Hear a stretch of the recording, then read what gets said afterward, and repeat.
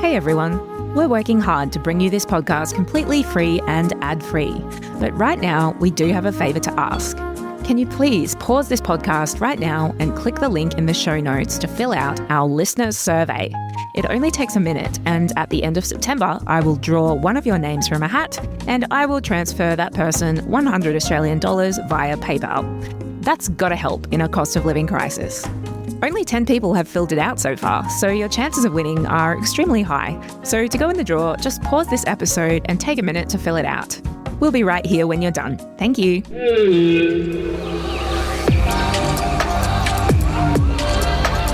This is Word on the Reef, where marine science meets adventure.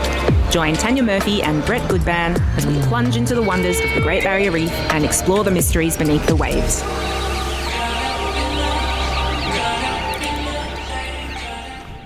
Good morning, everyone, and welcome to Word on the Reef. I'm your host, diver and marine conservationist Tanya Murphy, and joining me, as always, is Cairns Aquarium's marine educator and fish whisperer, Brett Goodban. Good morning, we're back.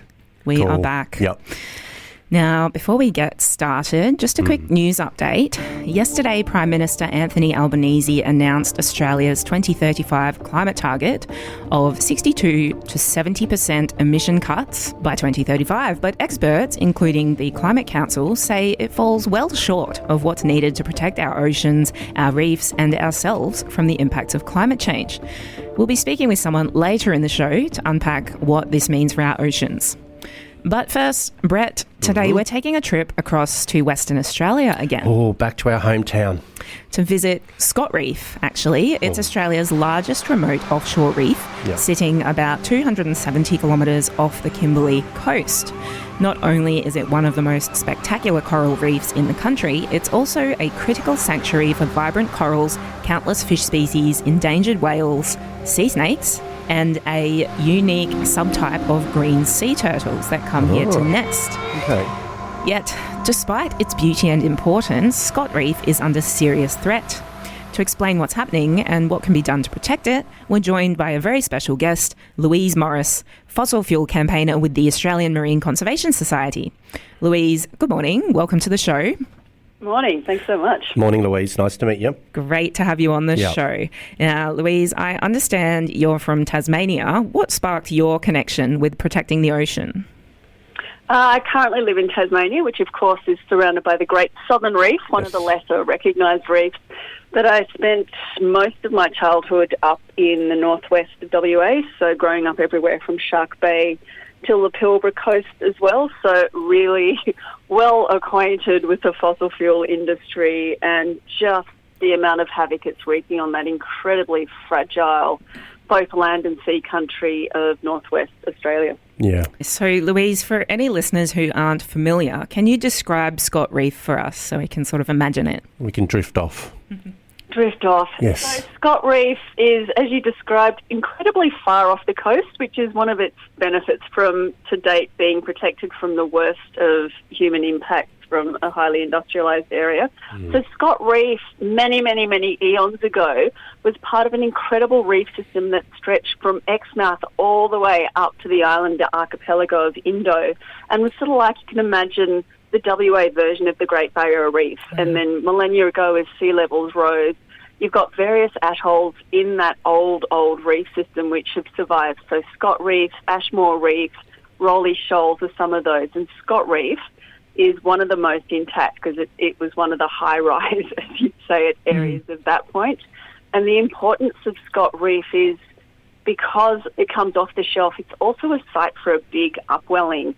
So cool waters are coming off the deep ocean up over this reef, which is where these high concentrations of krill are that the pygmy blue whale relies on as it does its monstrous trek from that Timor calving ground all the way down the West Australian coast and then end up in the Otway Basin, North Victoria. And as we've been hearing, and it's heartbreaking that the pygmy blue whales are really struggling finding food, and we are seeing year on year that they're getting skinnier and their behaviours are changing. So Scott Reef and protecting it from the seismic blasting, the 50-plus oil rig wells that are being proposed, and carbon pollution dumping, critical for so many species, and pygmy blue whale and krill, from the top to the bottom of the food chain. so vitally important. They are. It sounds like it's location and very similar to Osprey, isn't it, on our side? Right out in the deep actually, there. Good analogy. Yeah, it is that. It's that shelf space where it goes from warm, light-filled reef to all of a sudden this glorious plunge where you know that marine snow intersection. Yeah, all that upwelling, and then our humpies use it as a turnaround point when they migrate up the Queensland coast as well. So very similar, but on opposite sides of the country.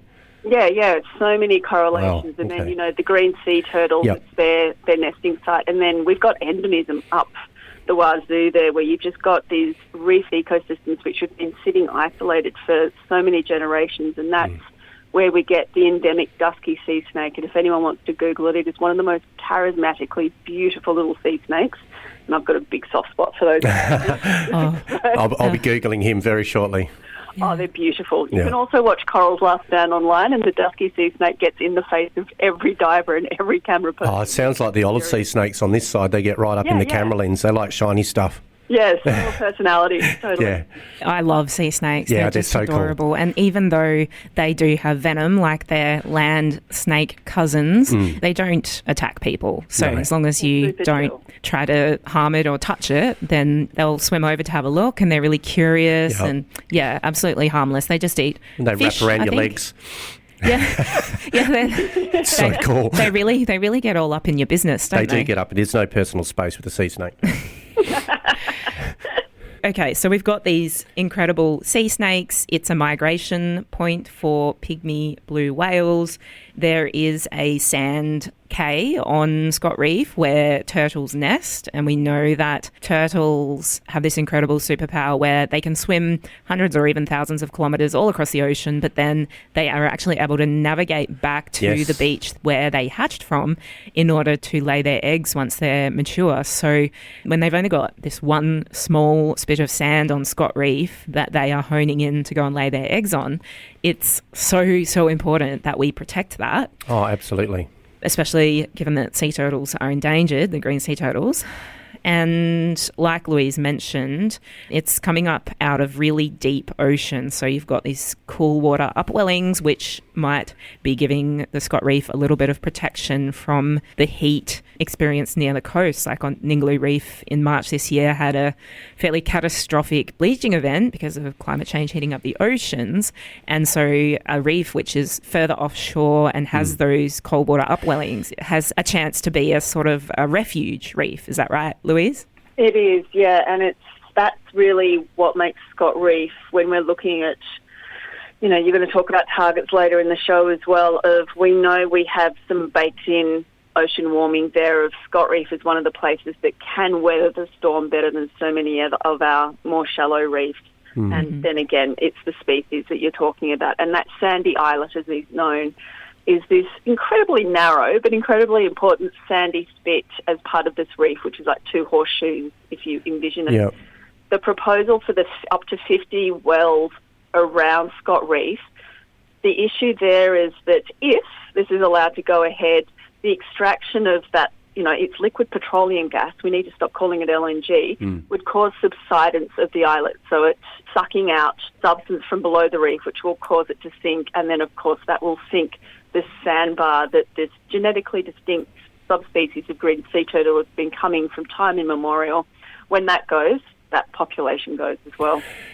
Just a very quick question on the turtles, because I have a lot to do with turtles at the rehab centre at the aquarium. As far as the temperatures go on that sand out at Scott Reef, have you found that, because we're having that issue on this side with the temperature for the turtle eggs, the warmer the egg we get females, cooler we get males, and nothing's cooling down out there, as we know. Has there been any studies on that at Scott Reef with the temperatures for the eggs? No, because it is just so hard to get to. That particular work hasn't been done, but I know it is on the agenda because it's a super narrow islet. So I could imagine so much of what you're working with would be a really similar story out there. Yep. And this is just a population that's understudied. I think they're quite happy having less of us around. But I'm sure we are seeing a population shift as well of lots of ladies and not so many boys. Yeah, it's a big issue at the moment. Not so great for future generations. No. For any listeners that aren't familiar, Brett and Louise are talking about the feminisation of sea turtles, because when they lay their eggs in the sand of the beaches, the sex of the baby turtles is determined by the temperature of the sand, and if the sand is too warm, which is mostly the case now because of climate change, all of the turtles are coming out female. That's about right. 99% on the East Coast, according to one study. So at the moment, we've still got so many green sea turtles. We can snorkel with them on the reef almost every day here on the Great Barrier Reef. But within the next decade, we're going to start to see that drop off if we don't address this feminisation issue that's leaving them with difficulties in breeding. So now, Louise, you've touched on the threats to Scott Reef, and that is, of course, from this gas drilling proposal. So, Louise, can you tell us, why is Scott Reef under threat right now? Yeah. So Woodside and a bunch of joint venture partners have got a proposal to drill up to 50 gas wells about 3 k's off the reef as part of something known as the Browse proposal.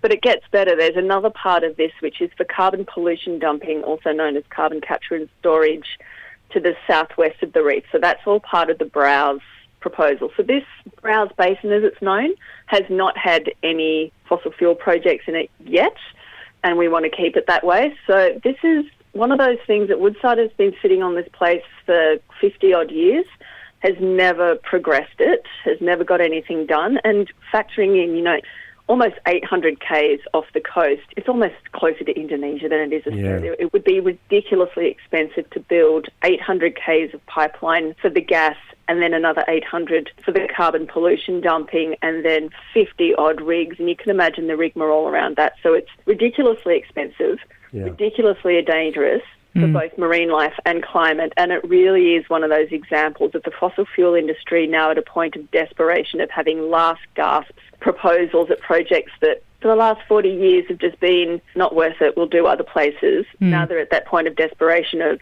let's give it a crack, we can see if we'll do it. And with the approval of the Northwest Shelf, Woodside is seeing that as a little bit of a top-up to their aspirations to just have more fossil fuels and carbon pollution dumping in our ocean, which has never been allowed in Australia before.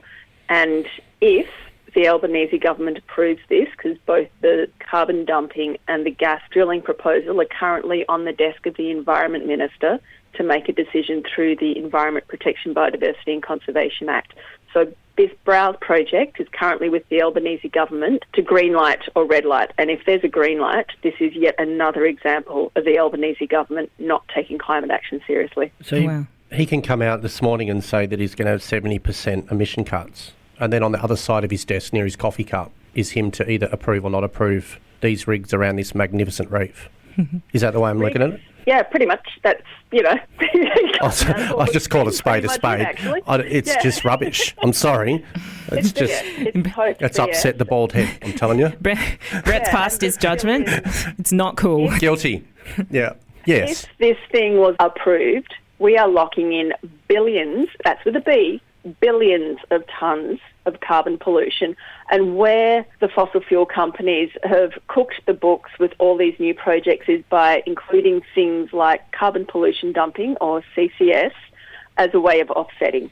So every time you hear something like carbon pollution dumping or CCS as part of a new project, because they all need it now, it's about cooking the books through offsetting to have a promise of, we'll bury, maybe 1% of our projected emissions as a way of just going, look, less emissions than it would have been. So Browse is so important ecologically, climatically, and in the politics of the moment, that if the Albanese government approves this, they've just opened a whole new industry for fossil fuels of, yes, gas, but also the first carbon pollution dumping project in our ocean.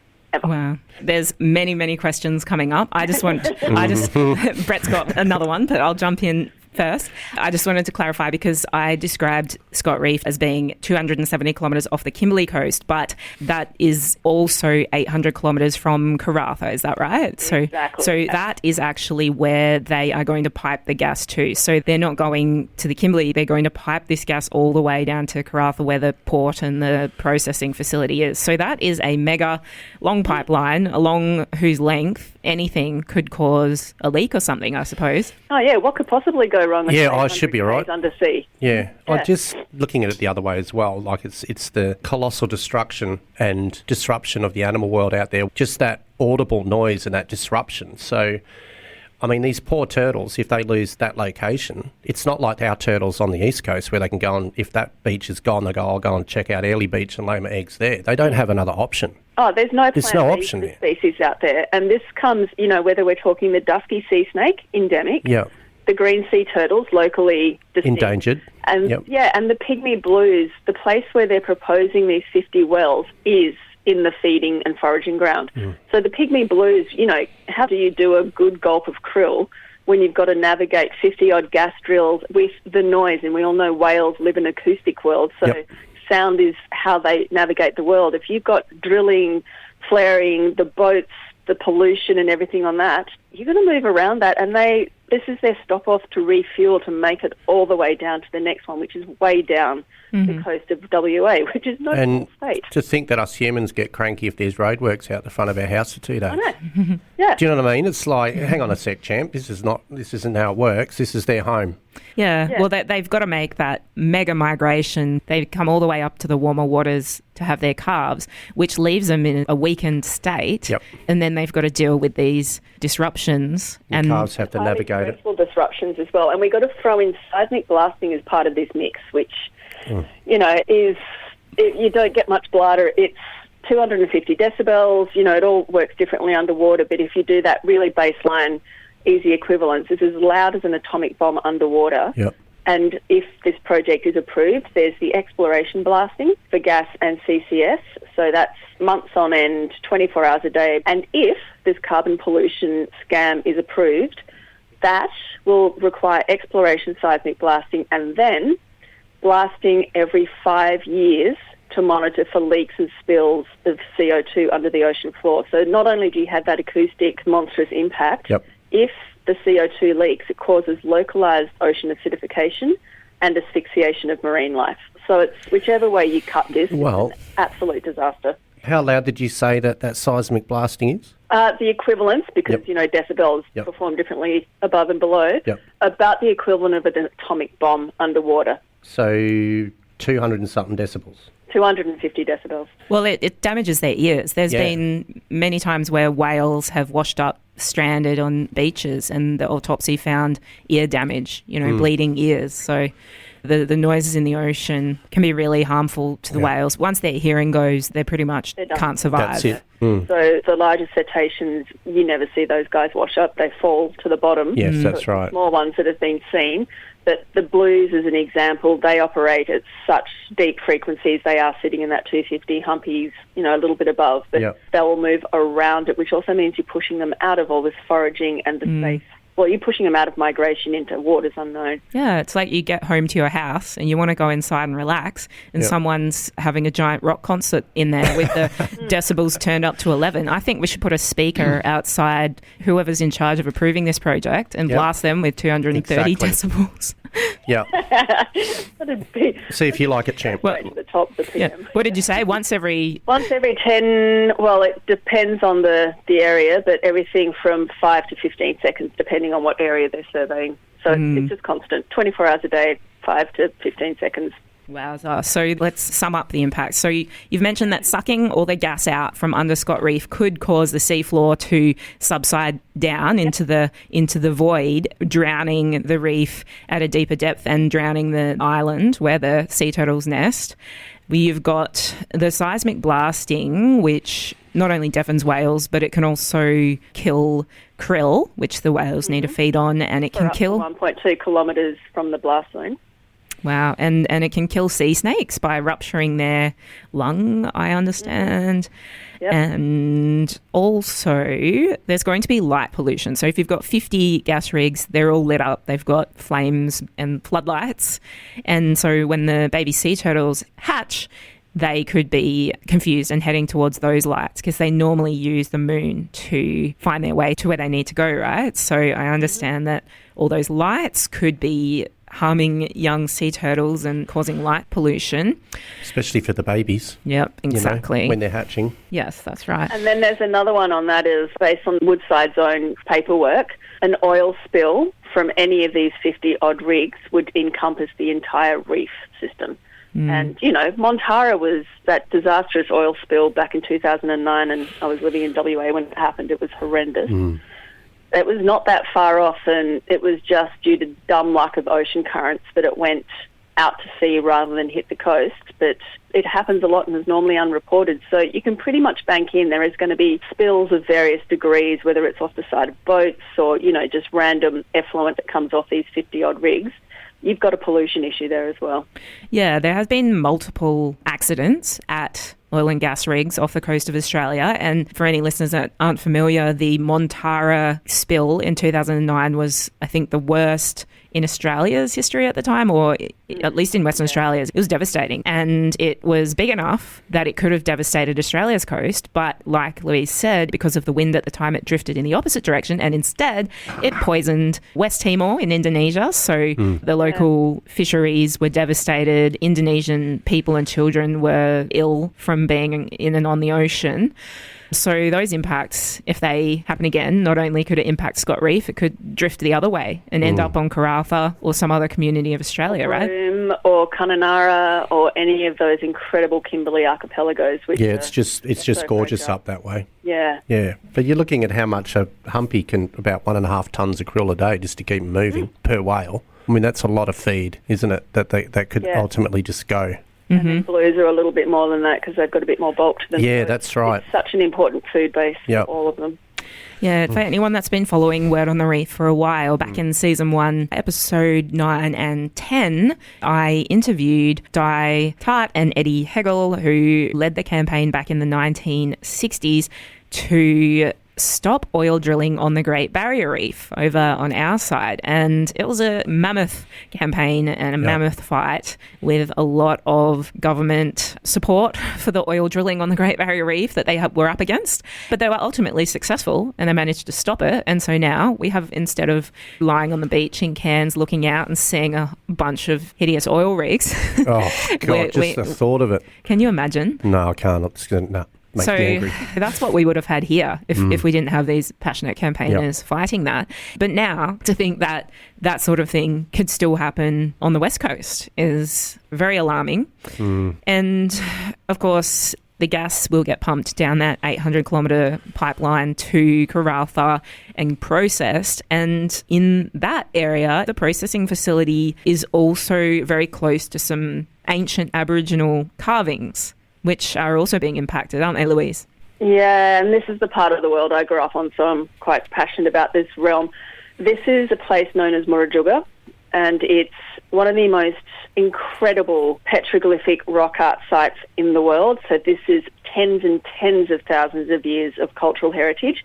And the petroglyphs out there is carvings of thylacines back in the day where thylacines were up in the Kimberley area. That's the Tasmanian tiger, for anyone that's not familiar, and they are now extinct. Yes. We managed to kill them all. Well, nice one. And just species that are no longer there. And there's even a carving of someone saw a tall ship come. So you can really gauge how long this place has been used as a recording and an art and a cultural spot, from thylacines to tall ships, are all documented there. And also people doing portraits of themselves. And of course, hand, and there's wallaby and goanna and marine life. So Murujuga, it has to be seen to be believed. It is just incredible.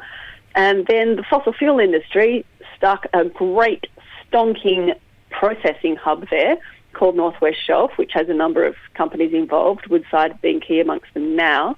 They put in an application to extend the life of this gas hub out to 2070, and Friday of last week, the Albanese government, after so much opposition from so many parties, just went, oh yeah, okay, you can extend it out to 2070. That said, a gas processing hub can only process gas if it's coming down the line. So yeah, it may have been given approval out to 2070, but it won't keep operating out to 2070 if there's no gas. And this is where it becomes so important that we stop these new gas proposals becoming approved and really get cracking on the no new fossil fuels towards a phase out if we have any hope of keeping climate change under 1.5, which is where we need it for the human animal to keep surviving, never mind reefs and everything else. Yeah.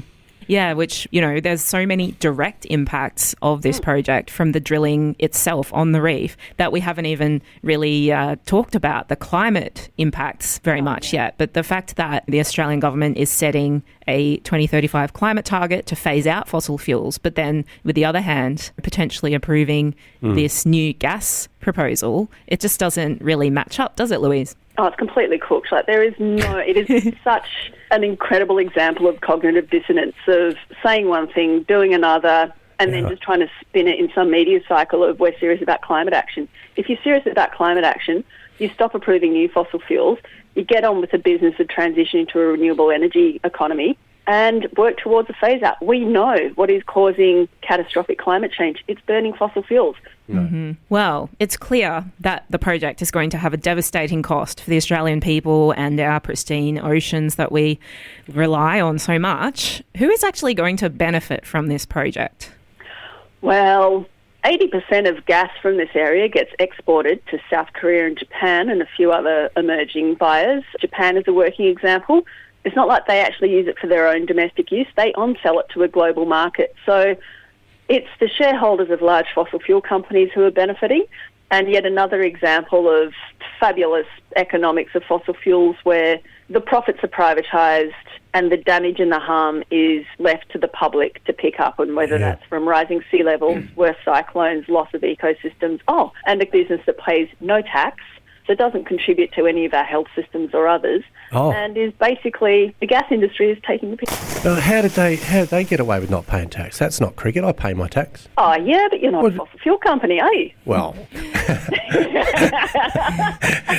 So the big sell that they try to sell the benefits to the Australian people is the jobs, but I understand it's going to create 800 jobs. Sounds like a lot, but it's minuscule, compared to... Look. Yeah, if you do the jobs, if you're breaking it down to, how much does, say, the health or the education or the fossil fuel industry employ, if you go on pure percentage, 99 point, I think last I heard of 8% of jobs in WA are not in the gas industry, put it that way. Yeah. And you'd have more than... They don't pay tax, they don't pay royalties, they don't pay the petroleum resource rent tax, so they are absolutely taken the... And this is an example of what happens when a government has been carbon captured. The fossil fuel industry is calling the shots. The state and federal governments in these very fossilised systems are doing what needs to be done to keep the donations going, to keep the relationships going. And we need to remember that the past 5 federal environment ministers, resource ministers, need to clarify that. The past 5 federal resource ministers, when they finished in government, they went and worked for fossil fuel companies. Wow, I wonder what the connection could possibly be. Funny, yeah. What a coincidence. Pays well, doesn't it? So regarding the jobs as well, 800 jobs for gas, it would be nothing on how many people depend on the ocean. We're talking about if there's an oil spill, it could be wiping out fishing industries, the tourism industry. There are probably thousands of people. Yeah, local communities. I mean, you can't put a price on children's health if they can't go for a swim in the ocean and be safe. And of course, Ningaloo Reef just had that catastrophic bleaching and the impact that that's having on tourism because of fossil fuel driven climate change is obviously a cost way higher than the benefits. So is it possible to stop this proposal going ahead? That is a very short, sharp answer of yes, it really is. So this is still a proposal. And it is beset with so many problems, not only, the stuff we've been unpacking of the environmental and climate, but 800 k's of pipeline undersea, that's risks at a kilometre level, 50 gas wells, of the engineering and the technical challenge there, and the cost. This is incredibly expensive.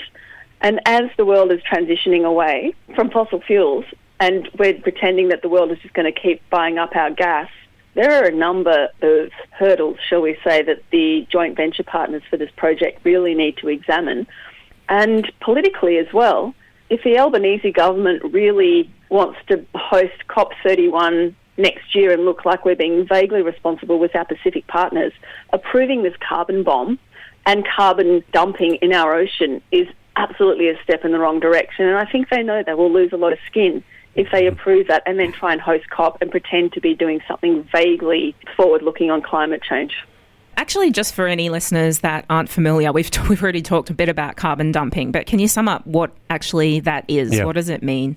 Carbon dumping. So it's an absolute scam of a system where in this case, fossil fuel company looks to capture some of the CO2 waste from their mining, burning, whatever it is, hypercondense it. So that means taking CO2, which is normally a gaseous form, and cooling it to such extreme levels that it turns to liquid and condensifies, and then inject it under the ground in some geological formation, which normally for fossil fuels is they've sucked something out, gas or petroleum, and then they're looking to pump CO2 back in. How this came about was in the North Sea back in the day. It got to a point where you can only suck so much gas out of a reservoir before the pressure's so low it's hard to get the last 30%. The engineers came up with a cracking idea of if we take some of that CO2 waste, push it back in and increase the pressure, it'll do a thing called enhanced well optimization and help us pump the last bits of oil or gas out of there. So you can see how it's the most perverse version of a circular system. So that's how it was invented. What it's being used for now in the case of, say, Browse or Bioundanbit EOR and others is a way of dumping some CO2 under the ocean to cook your books to pretend it's not as a high-polluting project as it really is. It also just doesn't work. Correct me if I'm wrong, because I'm new to this bit, but wasn't that what happened to that Deepwater Horizon rig that in the States that had that catastrophic explosion and fire they were doing that back into the wells and it compressed and blew the whole thing up? Yeah, Deepwell was a gas re-injection system, and that's fairly normal. They do it a lot in the southeast of Australia, where it's almost like a siphoning and a re-injection and storage for when you need it later. But similar, really similar issues if you are still pumping highly condensed and volatile substances in and out through pipelines. So yeah, that's a real thing. CO2 won't go boom in quite the same way if it's more of an issue if it'll suffocate whoever comes in contact with it. Okay, so whoever's in charge of thinking this is a good idea, we need to put a 230 decibel blast noise outside their office and then pump some CO2 under their desk for storage and see how they go, and then they can tell us that just playing Justin Bieber over and over and over and over again. 230 decibels, Justin Bieber. Yeah, just non-stop. Or any music that was made after 2000. Brett's showing his age. Totally. All right, so what can people do to help support this campaign and help you protect Scott Reef, Louise? How can we make this better? Thanks for the plug on that one. So our immediate short-term kind of solve on this one is Murray Watt, who's the Federal Environment Minister, has the power to reject these under the EPBC Act. So this is a federal government call of they can stop it now and stop it from, progressing any further, costing us any more money and time, and protect Scott Reef. It really is a case of this is a decision that can save Scott Reef. You can head along to the Australian Marine Conservation website and hunt down, just put in Scott Reef as a search item, and that will give you both a bit of a visual of what's out there with lots of photos and images and links to various videos, and the action to both the West Australian and the Federal Environment Ministers, because they both currently have paperwork on their desk right now which they can either reject or approve.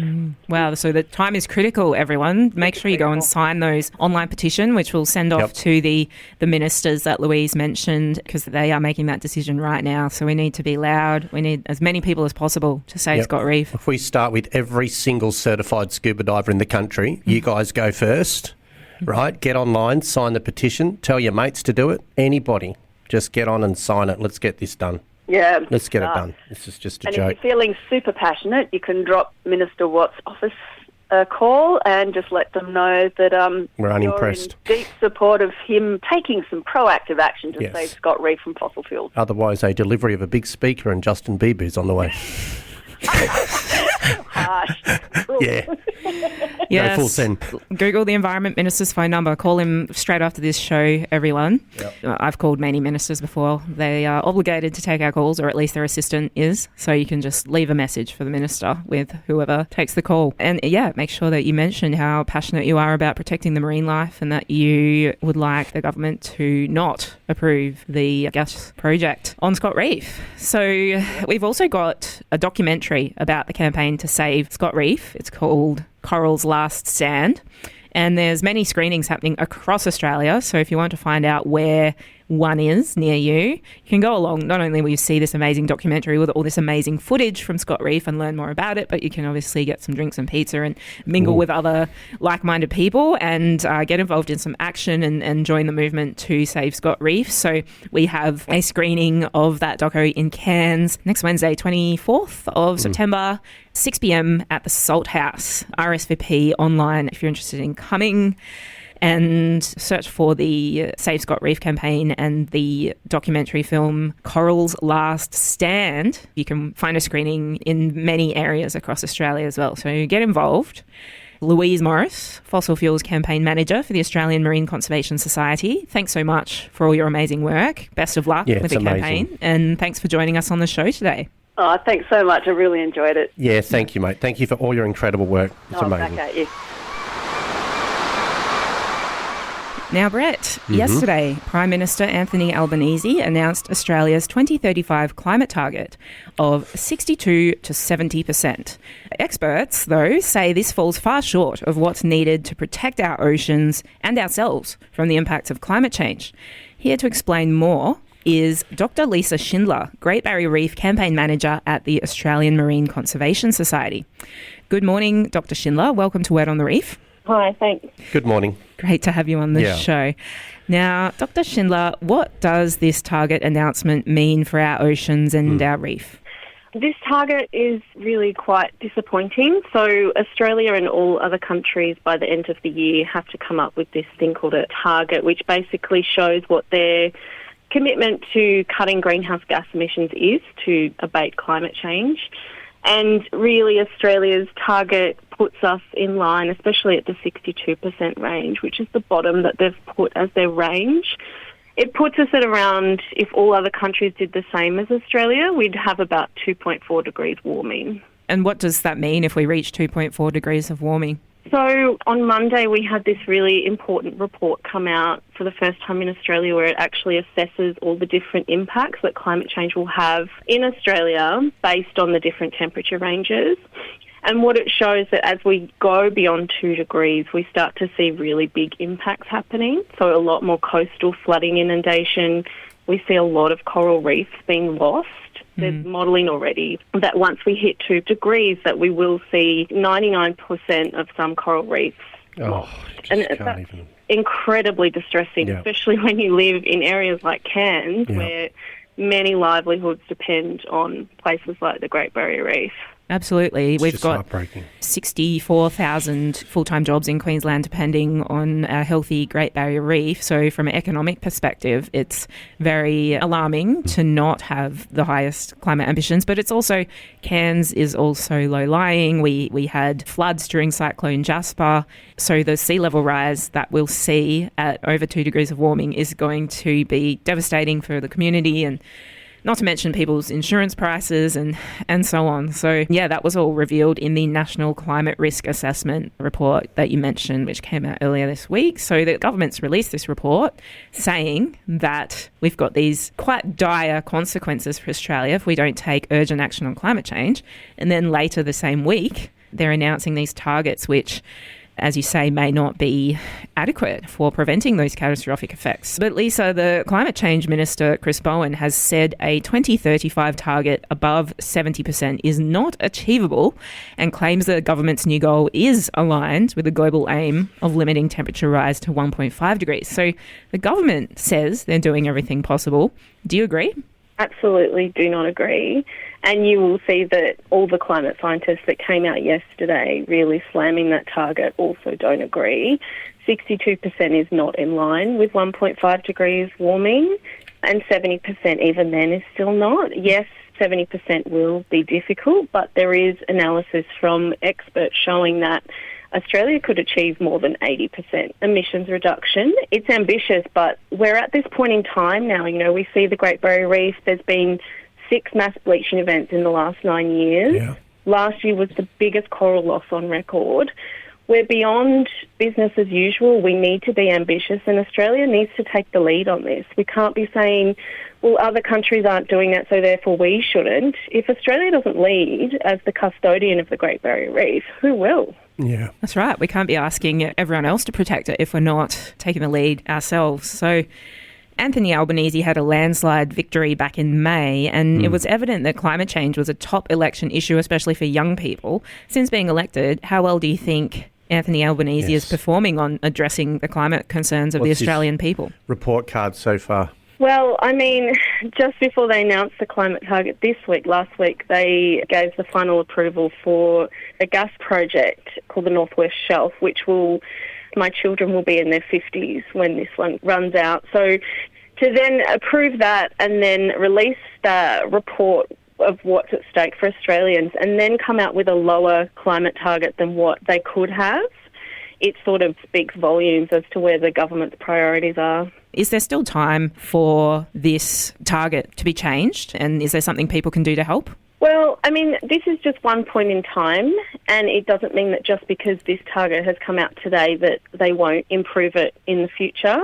I think the biggest thing Australians can do at the moment is discuss how this is not good enough, let the government know this is not good enough and that we expect more. Obviously, between now and 2035, there will be many elections to show governments that.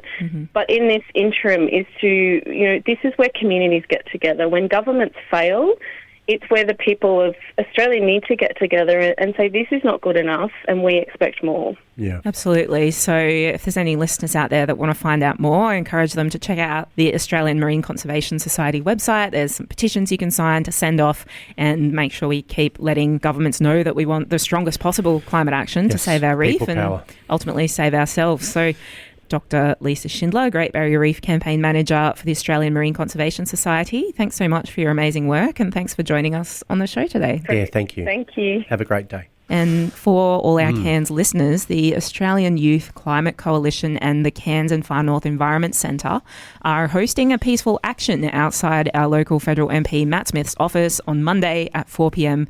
with the theme, Labor is Asleep on Climate. So asking for those 2035 climate targets to be strengthened.